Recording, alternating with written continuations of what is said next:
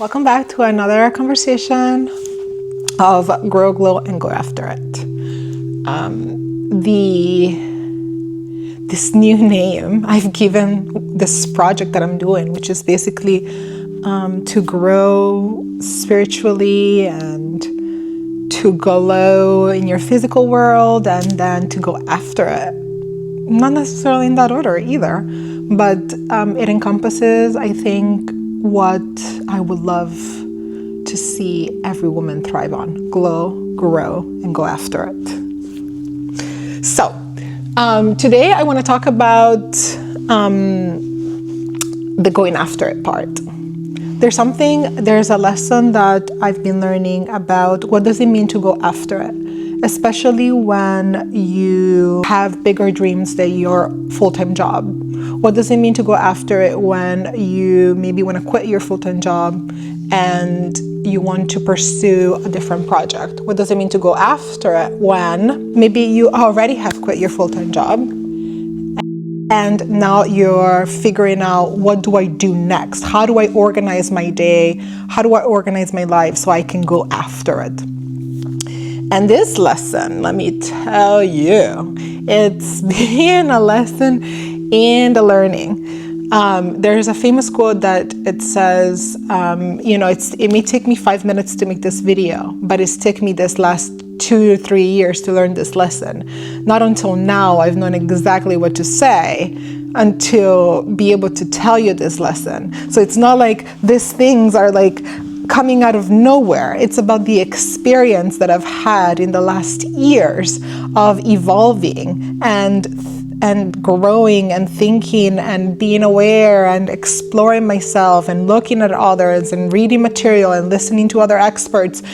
And there's so much work that goes on into what then becomes this. And we all do this. We all accumulate experiences and lessons, hopefully, and learn from them. But there's also the need of time to reflect and be able to give them back to others.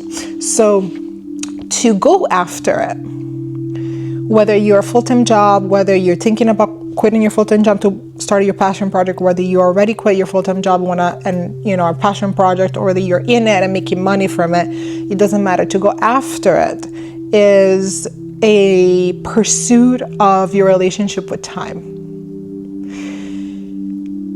And the reason why I say it like that is because I've noticed there's people that have a really good positive experience with time and there are people that just don't. And if you don't, we can all figure out how to have a more positive experience with time. Now, I also am a firm believer that not everybody uses time the same way. And nobody should, to be clear. We're all different for a reason. We all have different experiences for a reason. And at the same time, the best people that use the time and feel like happiest with the time, the most of the time, is people who are more aware of how they're using their time. I'm not saying you need to control it, which is different. I'm saying you're more aware of how you use your time. And then in terms of being aware how you use your time, you may want to think about, do you want to measure your time? So are you the type of person that want to figure out exactly what you're going to do every minute of your day? Or are you a person more like me, where you're like, you have a list of things that you want to achieve. There's a few of them that are really important for today, and then the rest will fall in as they fall in. Or are you completely free form and you just have moments where you let yourself just flow with life? Do like synchronicity walks, or just go where your heart is telling you to go. There is this cool experience that I've had one time with a friend who's extremely spiritual.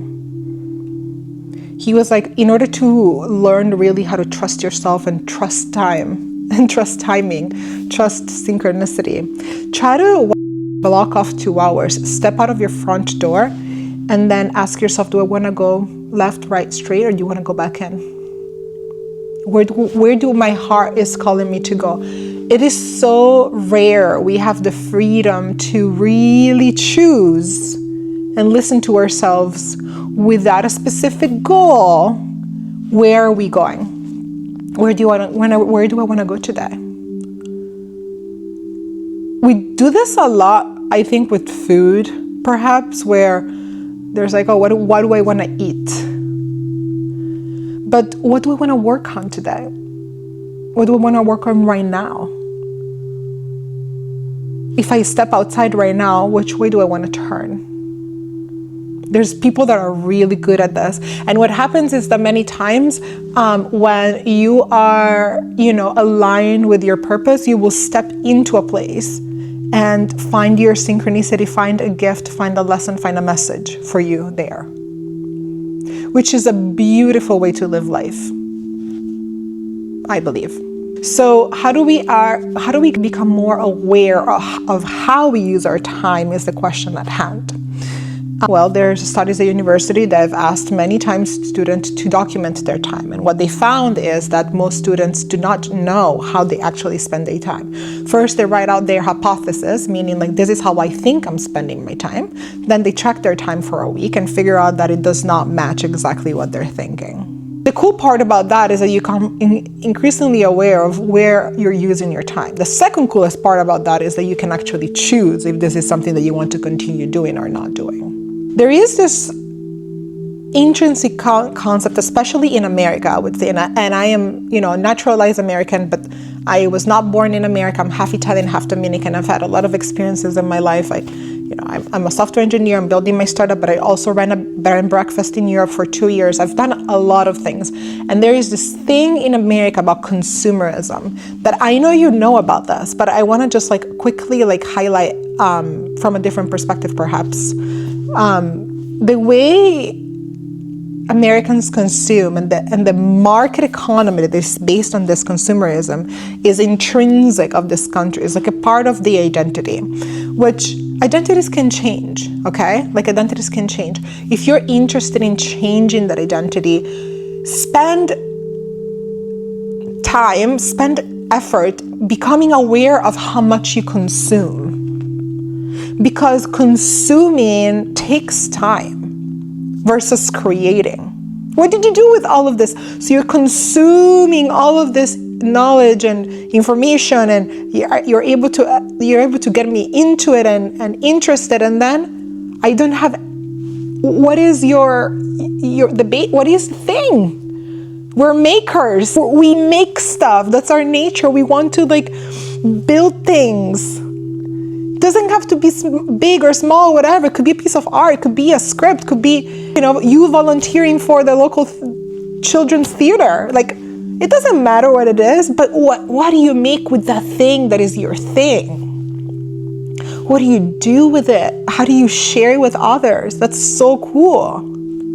And not just at a bar or for trivia, one day, unless you're serious about trivia, which is also really cool. But truly think about your thing. Think about the thing that you love to do the most, and think about in ways in which you can slowly and maybe take small steps toward making something from it. Whether it's helping others understand it, whether it's creating something else from it, whether it's sharing your knowledge, whether it's just being viewed as the person and being seen by others as a person who's interested in the topic and talks about the topic, or whatever it is. It's truly important that as a person who lives in America, especially, you figure out how do you use your superpower for other things that are not necessarily driven by consumerism. There's another thing I would say about going after it that changed my perspective. There's also a lot of people who love multiple things and they don't know what to go after. You love this thing and this thing and this thing and this thing, and you don't know what to do because you could do them all. The reality is that you cannot do it all. You need to be clear with it. You cannot do them all at the same time, but you can do them all eventually.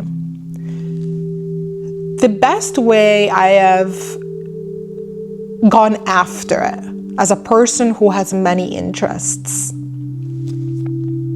is to recognize that each project that you pursue, whether it is your employment, your full-time employment, full-time, right?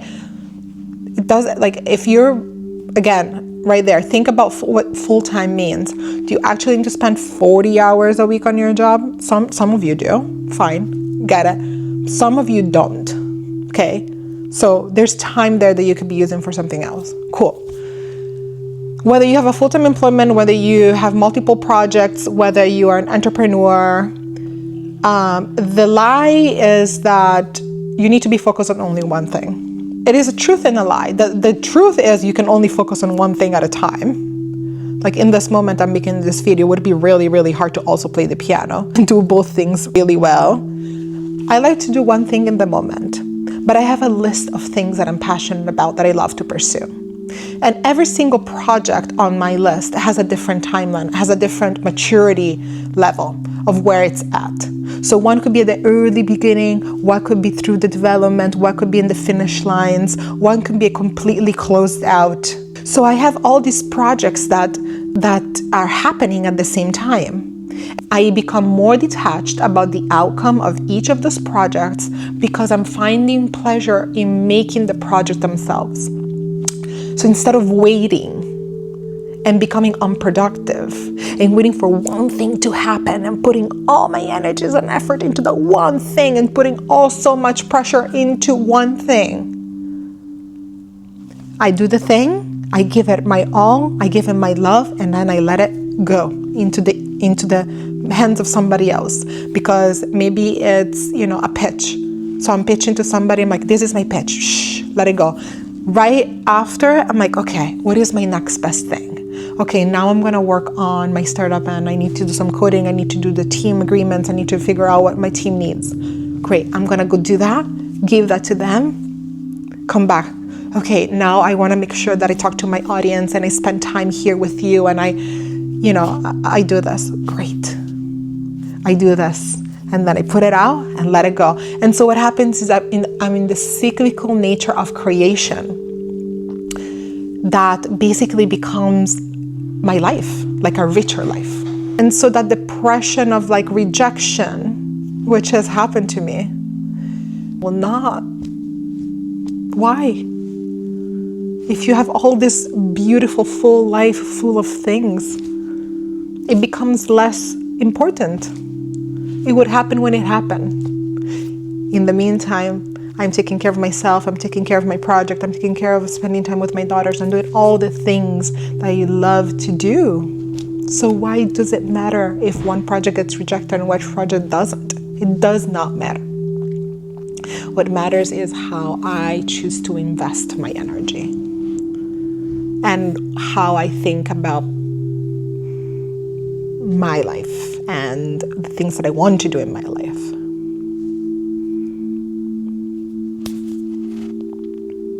I continually put this baby, this product, this project, this idea out there, and then you see whether people will jive with it or not.